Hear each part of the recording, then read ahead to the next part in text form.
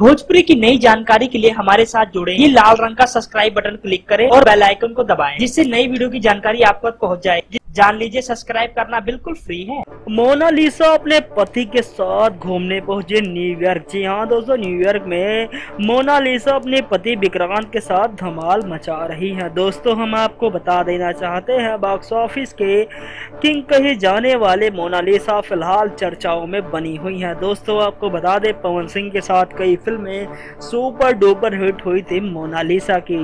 फिलहाल दोस्तों, मोनालिसा अपने पति विक्रांत के साथ एंजॉय कर रही हैं खूब। दोस्तों, आपको बता दें, शादी हुई थी बिग बॉस सलमान खान के शो में। दोस्तों, फिलहाल मोनालिसा खूब मस्ती कर रही है, पानी में नहाना, हर चीजें उल्टे सीधे तरीके से कर रही हैं मोनालिसा, और इस बार जिंदगी का पूरे तरीके से मजा ले रही हैं मोनालिसा। हम आपको बता देना चाहते हैं दोस्तों, जो सबसे बड़ी बात सामने आती, सुपरस्टार अभिनेत्री मोनालिसा अभी फिलहाल काम धंधा छोड़ के घूमने में व्यस्त है। धन्यवाद।